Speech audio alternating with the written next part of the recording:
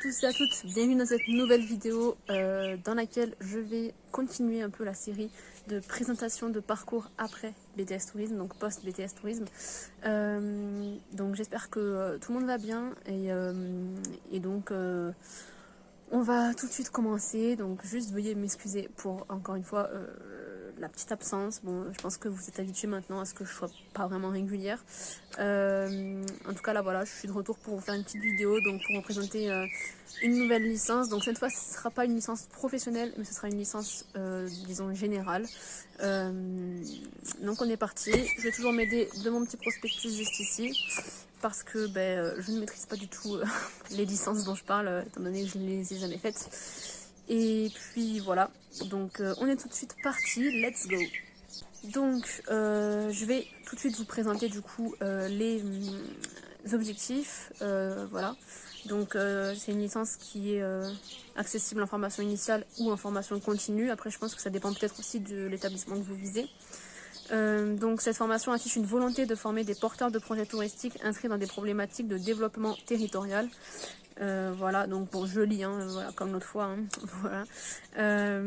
Donc à l'aide d'outils d'observation, d'exploration et d'analyse connectés au monde de la recherche, cette licence aborde notamment les grands enjeux géographiques, socio-anthropologiques, économiques et managériaux de l'environnement touristique à partir d'un enseignement théorique et d'un apprentissage professionnel. Je ne saurais pas exactement, comme la vidéo précédente expliquait exactement et transformée avec mes mots, étant donné que, comme je vous l'ai dit, eh bien, je n'ai jamais fait cette licence, donc c'est compliqué d'expliquer autrement que ce qui est écrit en fait pour moi. Donc il y a des enseignements théoriques qui visent à sensibiliser les étudiants aux différentes approches disciplinaires, mais il y a aussi les savoirs, donc le côté un peu plus pratique, qui permettent de comprendre la nécessité de conceptualiser et d'adopter une approche méthodologique. Voilà. Également, l'apprentissage professionnel permet d'acquérir un socle de connaissances pour comprendre la structuration et l'évolution de ce secteur d'activité. Et ce socle permet aux étudiants de maîtriser les techniques et les outils de base du développement touristique. Il y a, on va dire, trois points, voilà, auxquels les étudiants sont formés avec cette licence. Donc le premier, c'est mener des actions pour le développement touristique durable. Le second, mener des actions de conseil en ingénierie du tourisme et du développement. Et le troisième, concevoir, organiser et gérer des projets touristiques. Comme vous voyez, je suis dehors, donc juste, voilà. Il y a les oiseaux, il y a des voitures qui passent, les bruits de fond de base comme quand je tourne dehors, c'est pas la première fois. Donc veuillez m'excuser pour ça. Le contenu de la formation, donc je vais vous citer en fait un peu les différentes matières entre guillemets qui sont étudiées. Donc pour le premier semestre de l'année, qui représente, donc les deux semestres représentent 275 heures chacun, donc c'est pas mal. Donc pour le premier semestre, on va d'abord voir les fondements pluridisciplinaires du tourisme, également la gestion des territoires et des structures touristiques. On va aussi voir une approche territoriale du développement. On va observer et analyser les territoires touristiques. Après voilà, on va avoir je pense un projet ou un truc comme ça, parce que ça s'appelle accompagnement de projet et professionnalisation, donc j'imagine qu'il y a un projet un peu comme un projet tutoré ou quelque chose comme ça. Et puis on va aussi étudier les langues vivantes, anglais, espagnol, voire allemand. Je pense que ça dépend un peu des établissements.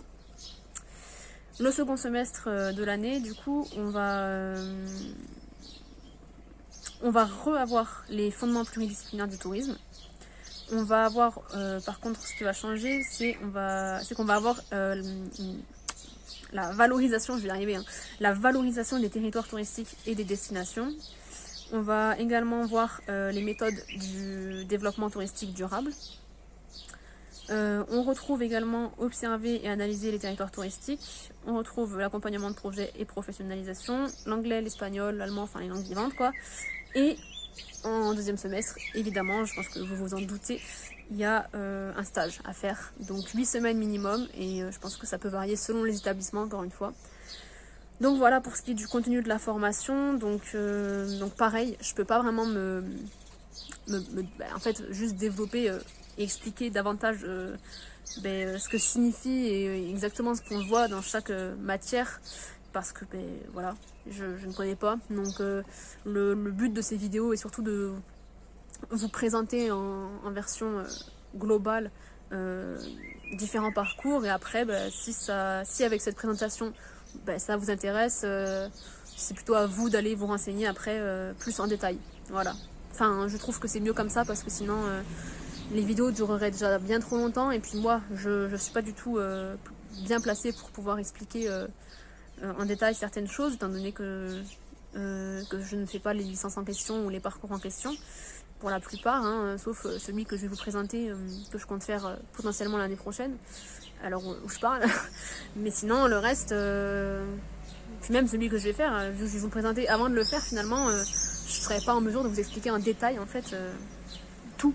Donc voilà, j'espère que vous avez un peu capté le but de ces vidéos. Du coup, pour les conditions d'admission, donc cette licence est ouverte aux étudiants titulaires d'un bac+2 dans les domaines du tourisme, des sciences humaines et sociales, donc exemple géographie, aménagement, économie, sociologie, gestion, droit, etc. De l'histoire de l'art, des langues étrangères appliquées, et pouvant justifier aussi d'une expérience professionnelle dans le domaine du tourisme, donc stage, emploi temporaire ou saisonnier, etc. Donc ça, grosso modo, il y a quelques trucs qui changent, mais c'est un peu les mêmes conditions d'admission que la licence professionnelle que je vous avais présentée, NTIC, Nouvelles Technologies de l'Information et de la Communication, je vais y arriver. Voilà. Donc, ouais.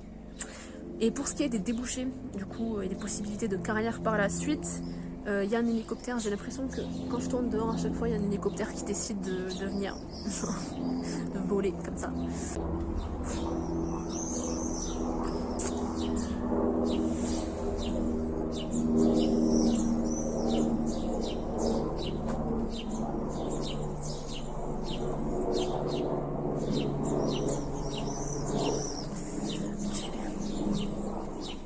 Donc, c'est bon, il s'est éloigné, on peut reprendre. Alors, cette licence tourisme et développement permet de former des professionnels du secteur public, donc collectivités locales et territoriales, structures intercommunales, organisations non gouvernementales d'aide au développement, etc. etc. Il y a d'autres choses. Mais également des professionnels du secteur privé, donc bureau d'études en ingénierie et développement touristique, ou ce genre de choses. Elle peut également, cette formation, permettre d'intégrer des structures publiques et privées de promotion touristique ou de communication touristique. Et les principaux métiers visés sont agent de développement et responsable d'entreprise touristique, aménageur développeur de marché ou bien responsable de marché, animateur de développement touristique et responsable d'entreprise touristique. Bon, c'est les principaux, il y en a d'autres évidemment, mais c'est pour vous donner un ordre d'idée. Voilà. Et puis après cette licence, il est évidemment possible de poursuivre en master.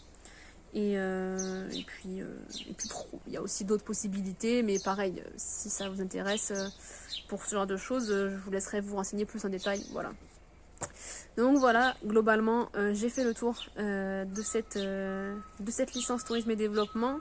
Alors je sais plus si je vous l'avais dit dans ma vidéo sur la licence pro NTIC, mais si jamais, là je vous le dis, si vraiment vous avez des questions, des trucs comme ça, etc. Et que vous n'arrivez pas forcément à trouver des réponses même sur internet ou en vous renseignant, etc. Bah, n'hésitez pas à m'en faire part. De mon côté, j'essaierai de me renseigner, parce que je connais une personne en fait qui fait cette licence, enfin qui a fait cette licence cette année. Donc voilà. Donc de mon côté, je pourrais essayer de me renseigner aussi. Mais pour ce qui est de la globalité, en tout cas, j'ai fait le tour. J'espère que ça vous aura intéressé.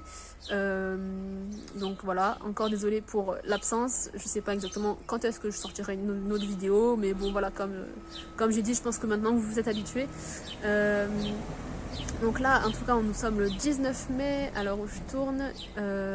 Donc pour ceux qui sont en BTS Tourisme, les épreuves écrites sont finies depuis hier normalement. Donc j'espère que ça s'est bien passé. N'hésitez pas à me le dire en commentaire ou par mail ou sur Instagram, comme vous voulez. Voilà, j'espère que votre année s'est bien passée pour les autres et pour ceux qui ont fait un BTS Tourisme également. Voilà, les vacances approchent, la fin de l'année approche, enfin voilà quoi, tout ça.